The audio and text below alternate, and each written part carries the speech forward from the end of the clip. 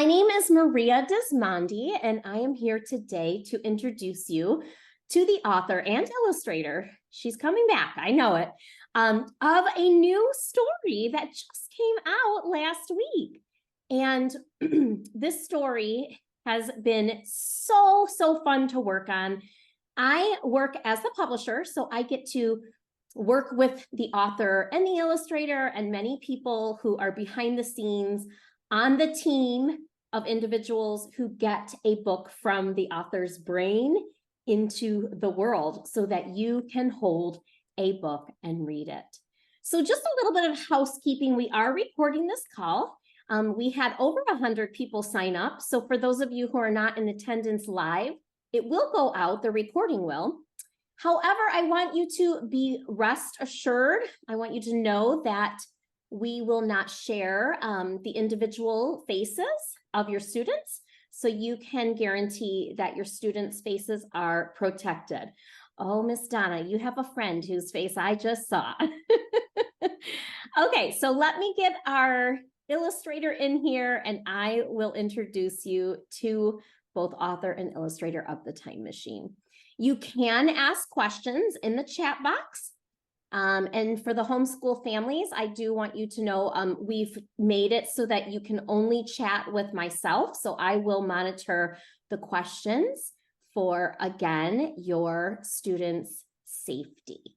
All right, so let's go ahead.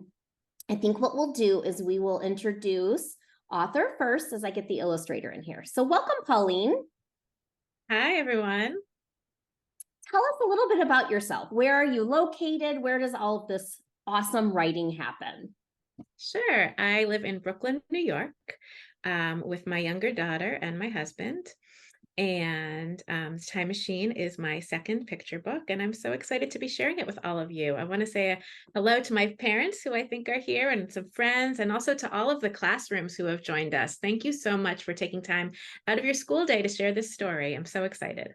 Fantastic. So what we're going to do now is you're going to see a little picture of Pauline, and then you will also see the book in my screen. And Melquea, I want you to know we would love to hear from you after the reading. So I know you're out there. We're going to ask you to start your video so the boys and girls can find out who the illustrator is and ask questions. Now, teachers, if your students have questions as we're going on, you can absolutely type those questions in the chat, and I'll make sure that we get to those during the question and answer time. So what I'm going to do now is I'm going to share my screen with you, and you will get to see my hands and the book. So give me a thumbs up in the screen when you can see the book. Let me see a thumbs up. Excellent. All right. Pauline, I am going to work with you, so go ahead when you're ready. Awesome. So we'll just spend a moment with the cover. It's called The Time Machine, and the subtitle is Because It's Never Too Late to Apologize, written by me, Pauline David-Sax, and illustrated by Melquea Smith.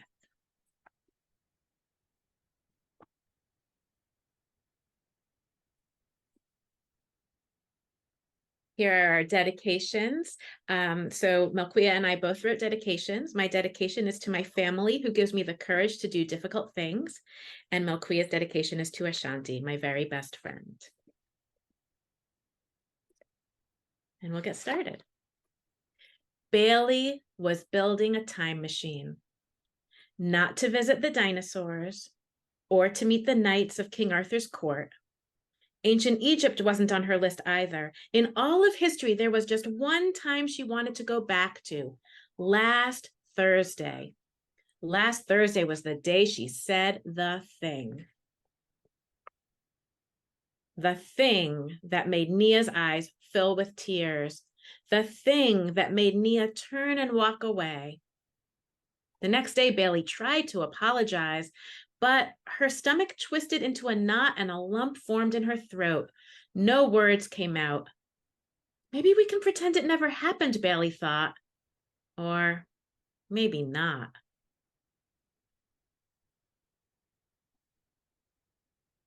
All weekend, Bailey tried to fix the mess she'd made. I don't know if you can see on the left-hand page what happens to the balloon she blows up that says sorry, and the sign she writes that says I'm sorry, but it is not going well. This is too hard, thought Bailey. Maybe I don't need Nia after all. Except she did. If only she could go back to that day and unsay the thing. But that was impossible unless, and if you look closely, you can see the book covers have titles like Time Travel 101, My First Time Machine, and Quantum Physics for Kids.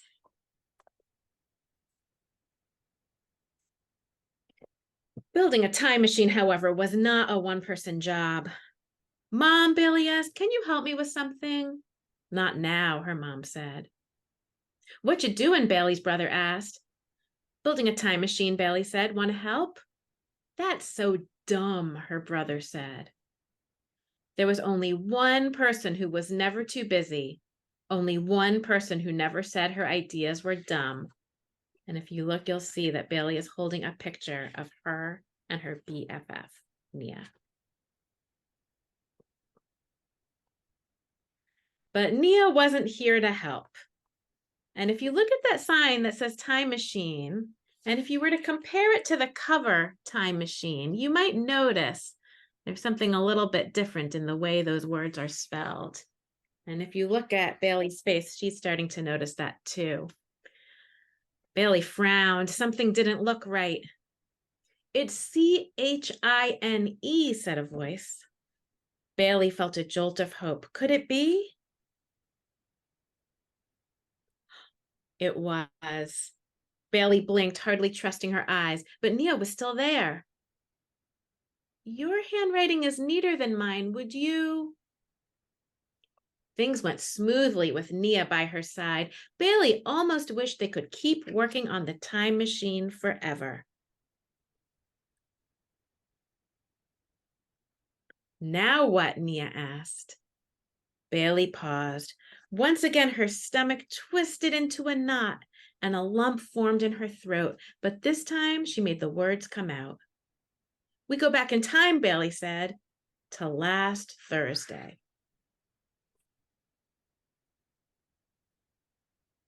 Nia, Bailey began, then stopped.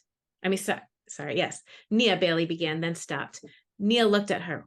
What? That thing I said, Bailey started. It made me really sad, Nia said.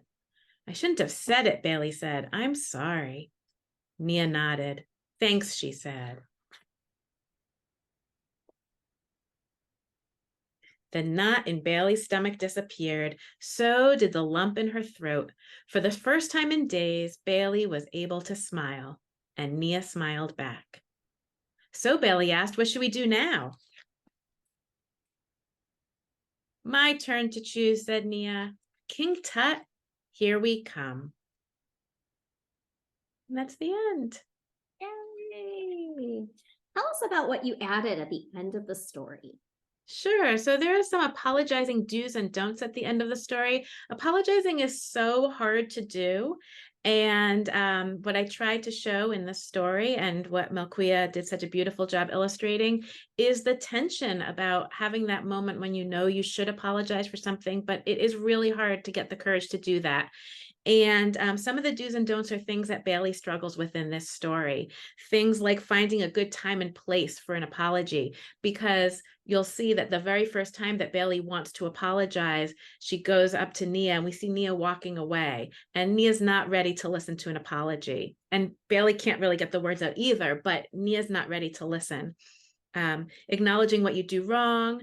That's that moment in the time machine where Bailey takes ownership over the fact that she said something really unkind, and without offering excuses. That's the other don't offer excuses, and do focus on the future, not just the past. What I really loved was Melquea's drawing of the two kids at the end going off using their time machine to enjoy playing together, right? They've repaired their friendship and they're focusing now on not saying hurtful things again, and also going off and having fun together. Oh, that is fantastic. Thank you so much for sharing that. I am trying to get our illustrator in, and unfortunately, her name keeps popping in and out. So we'll just give her a little bit more time, but we're going to go ahead and ask you the question that the children are all really wanting to know. Where did you get the idea for your story, Pauline?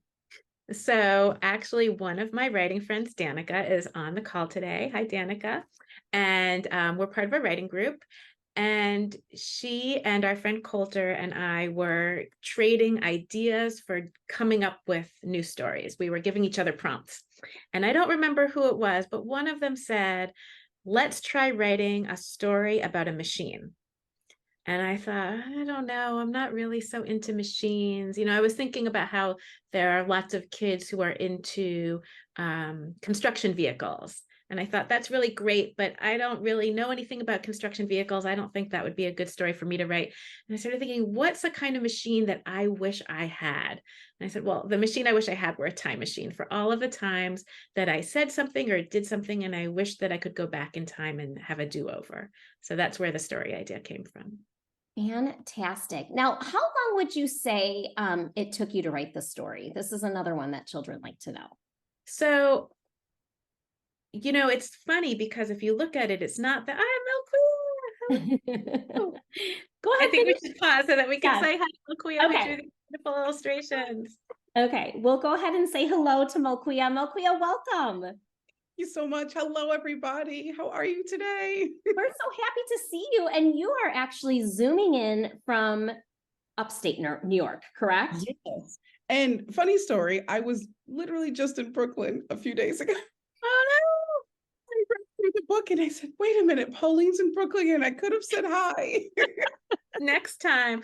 I think this is a funny time to tell the kids who are watching that we have not met before. No, We've we emailed, but we haven't gotten a chance to meet. So this is so exciting for us. Yes. So I'm really glad that everyone gets a chance to join in on this meet and greet as well. No, Melquea, we were just asking Pauline a question about how long it took her to write the story. And then we're going to shift over to you and talk about your illustrations. Yes. So I would say that it's fun. What I was about to say was it's funny because picture books aren't that many words. It's not that many pages. It's not that many words. So the text is rather short if you just type it up all straight. But it went through a lot of revisions. So I would say I worked on it for several months. Sometimes with a picture book, it really helps me to put it aside and not look at it for a while and then come back to it. I worked on it sometimes with my writing group friends, sometimes on my own, then with my editor at Cardinal Rule Press, Adam Blackman, who was really great about tossing around some ideas for tightening up parts of the story. And so I went through many, many months and many, many drafts, even though it's not that many words. Yes, I think it's really important for children to know that the words that you put on the page are super duper important, especially when you are being told that, words are so powerful and that you really want the words to be able to tell the story. And then the illustrator comes in and has a very difficult job to then look at those few words and expand. So Melquea, let's talk a little bit about you. Have you always enjoyed art? Tell us a little bit about where you've, began your journey as an illustrator, an artist. Oh, it started a long, long time ago. I have been always an artist. When I was a lot of these young people's ages, I have always been encouraged to draw, encouraged to paint. My dad would bring home computer paper from his job and I would scribble all over it. And I would drive my mom crazy because I always couldn't help. I just couldn't help it. I just needed to draw. And I had paper everywhere. And she'll tell you, she would say, I have paper, paper, paper everywhere. And every day it was a chore to clean it up. And I just never stopped. And I always knew that I wanted to be an artist. So the exciting thing was that as long and my homework, I would sketch on my homework. I would draw on my notes. I don't think I drew in some of my books, interestingly enough, but I drew as much as I could. That's lovely. So boys and girls tuning in, we want you to pay attention to the importance of following a passion of yours. We have a question. How did the author and illustrator come together for this project if they haven't actually met? So do either of you want to respond to that one? Want to go Well, first? so I think we should each tell it from our perspective, right? Because Yeah. it's a two-part story. So from my perspective, I wrote a manuscript, and then Cardinal Rule Press said they were interested in it, and they went out to find an illustrator. We had a little bit of conversation about, did I have any ideas about the characters and what they might look like? One thing that was important to me was that Bailey is not necessarily like doesn't necessarily want to wear like dresses. That's not really how she dresses. That was something that was important to me in the story. Yeah, and then I don't know, they went out and found Melquea, and now she should tell the rest of us. That What is so happened next? exciting. So I remember being in, I think, a pitch party where I had the opportunity to share my artwork with a lot of art directors and editors. And I can pitch a lot of my my work to people that acquire illustrators for books. And so I ended up sending an email to Cardinal Rule Press, and I said, hello, my name is Melquea. I am an illustrator, and here's my work, and I'm open for work. And I did not expect an email back, and I got an email back, and the lovely folks at CRP said, we have a book idea for you. We have a book and a manuscript. Are you interested? And I said, yes. Wonderful. I also find I know. And I find it really interesting because, Pauline, you said that you felt that the main character did not need to feel like wearing a dress or feel like ascribing to traditional roles of someone that would identify as a girl.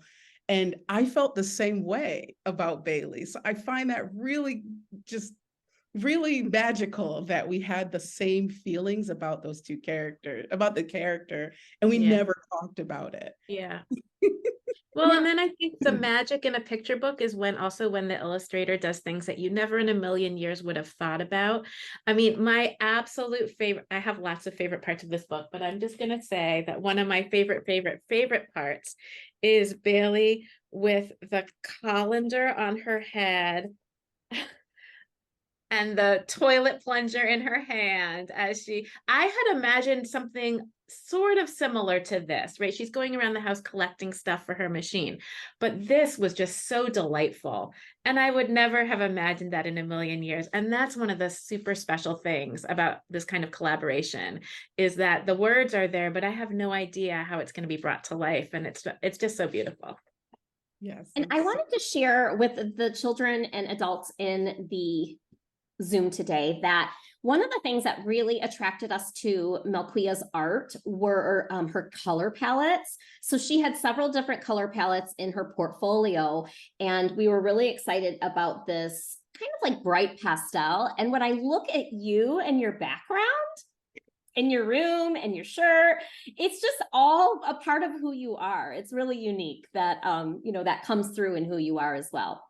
So someone else has asked the question, Pauline, if you had an agent for this book or for your first book, and actually both of you can answer that question. I think that's a powerful question.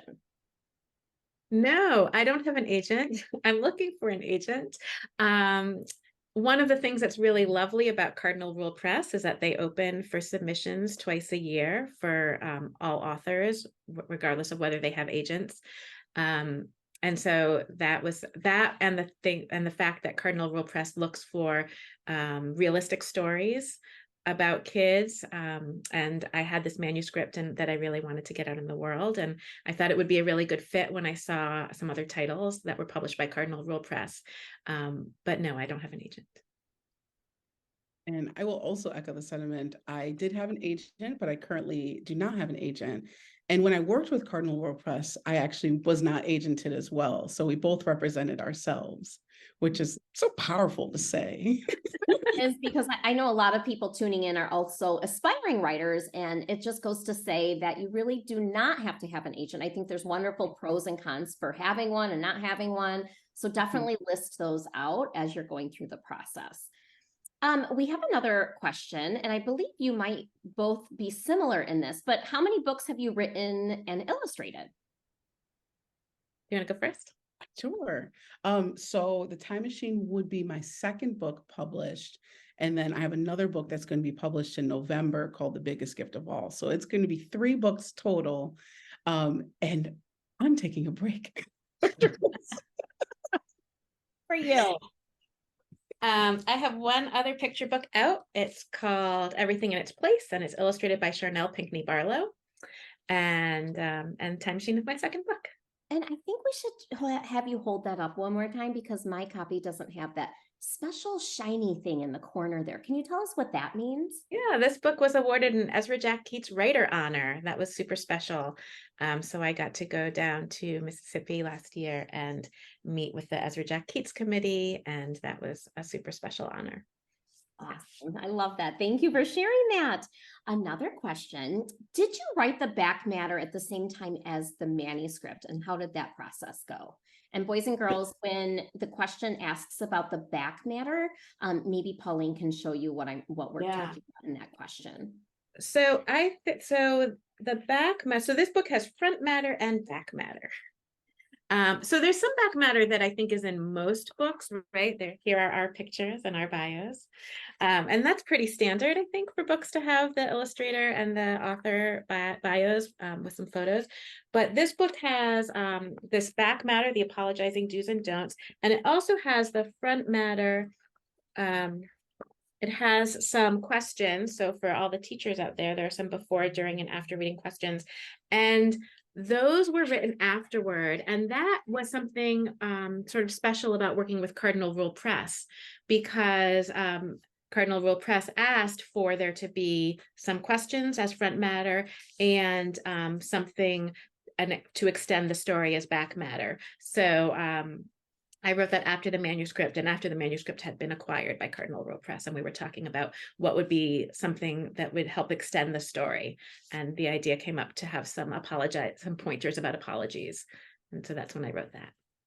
And ladies and gentlemen, everyone, all of our friends out there, the reason we have those questions at the beginning of the book, and I know those of you in the classroom, all of our friends out there, understand the importance of asking questions. So we wanted to encourage the adults who are sitting with children reading the book to ask questions before reading, during reading, and after, because it really does help your brain to ask questions and to explore the concept of the story and to make connections to your own life. So, you know, when you heard the title, The Time Machine, because it's never too late to apologize, one of the questions you can ask yourself, well, what does that mean? What does apologizing mean? And what does it mean that it's never too late? And I wonder if I could connect that to my life. Did I ever apologize to someone, or has anyone apologized to me? All right. Is there anything else we can ask our friends here? Pauline, do you have any questions for Melquea or vice versa? Well, I told you one of my favorite of your illustrations, and I'm wondering, Melquea, do you have any favorite of your illustrations for this book? Oh gosh, there's so many. So I have my copy here as well, and I'm going to flip through. I know there's a few. There's so many. I also echo the sentiment of this illustration here, the colander and the toilet plunger. I envision Bailey being the sort of weirdo. She absolutely loves making jokes. She doesn't mind, making not necessarily a fool of herself, but she just doesn't mind being authentically herself. And that's just something that I figured that her mom is definitely the type of person just kind of rolls with it. And it's just like, this again, okay. Because my mother was also similar. She definitely was just like, I'm happy because she's happy. And that's the only thing that I can imagine. That's the only thing that I could be happy for, is for her to be happy. I love there's a lot of little things in the illustrations. One thing that I actually love in this part, when Nia cries, I actually redrew her face about 4 times because I just needed to push her emotion just a little bit more each time, just to make it feel painful. And when I illustrate, even with characters' emotions, I end up mimicking the emotion as well. And I pay attention to the way that my face contorts and the way that I make these little just little quirks in my face, and I translate what I feel onto the page. There's a couple of little areas of being able to use comedy, just just using just her reaction to things. I love the character acting. I imagined Nia being able to sing and perform in front of other friends. And I think my favorite thing illustrating in general is just character acting.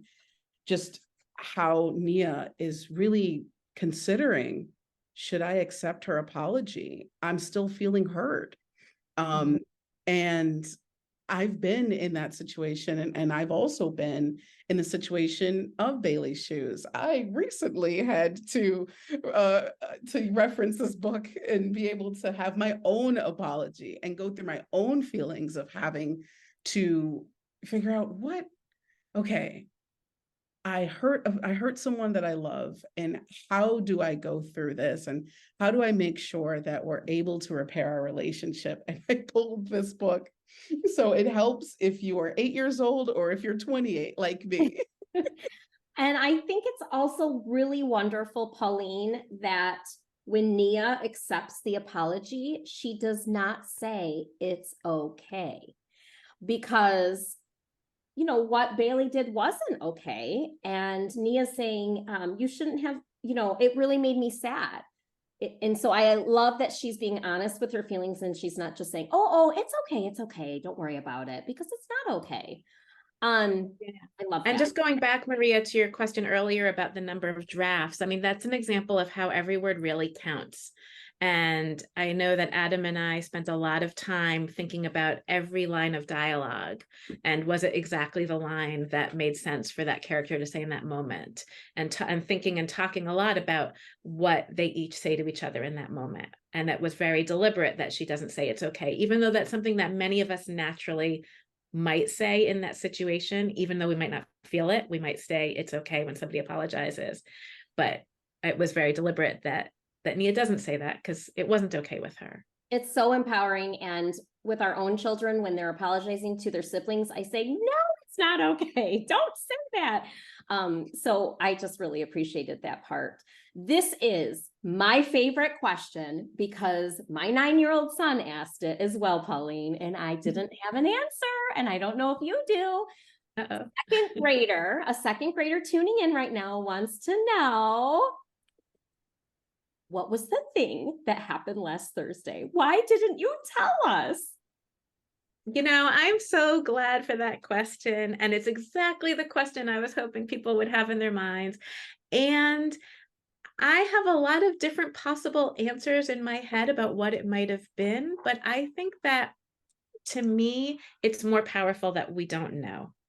And that it helps, I think, that we can all see a little bit of ourselves in this story, either as Bailey or as Nia, or as both of them.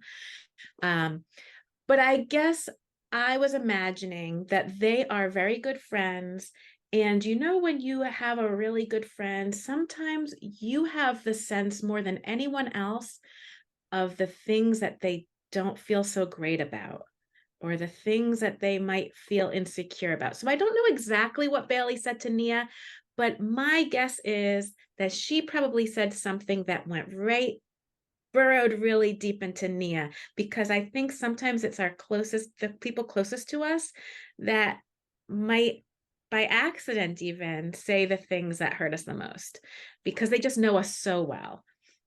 So I don't have an exact answer, and I wouldn't want to give an exact answer, but Oh, that's that's sort wonderful. of what I was imagining. That's wonderful. And we have a final question for Melquea, and this is a good one too. I'm going to give a little drum roll. It's also from a second grader.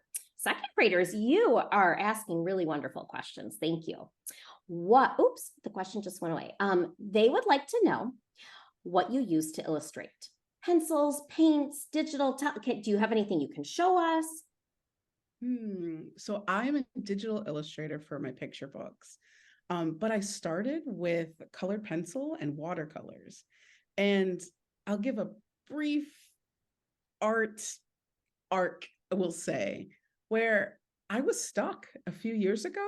I didn't know what made me happy when I illustrated anymore. And I went back to my roots of watercolor and colored pencil, and I was able to emulate that digitally. And I'm able to create watercolor style illustrations using my computer. So I use a tablet to illustrate. And it's a screen tablet, so I can see the screen and I can draw on the screen. But it doesn't matter what you use. You can draw on a napkin and you can make amazing work. I've seen folks use a pencil. I've seen people use crayons. I've seen people use so many different tools. Whatever makes you the happiest and and don't tell your parents, but whatever makes the most mess and makes you excited too. I think that secret is safe. Well, ladies and gentlemen, we are just so thankful that you were here today to zoom in to a live reading of the book, The Time Machine, written by Pauline David-Sax, illustrated by Melquea Smith. We will have an email go out tomorrow on how you can, see more from Pauline and Melquea on their websites, all of that. We're so thankful that you were here today to hear the story. One of the most pleasant things you can do is definitely head over to either Cardinal Rule Press website or over to Goodreads and leave a review, because it helps other people to discover the book. And now what I'm going to do, this is my favorite part, I'm going to ask, and I'll give you a countdown from 5 seconds. I'm going to ask everyone to unmute. And when I hit 0, we are going to give a big round of applause. So here we go. I asked you all to unmute. It's going to get a little loud. Here we go. 5, 4, 3, 2, 1, 0, go. Yay! That is so sweet. Thank you all so for much, being everyone. here.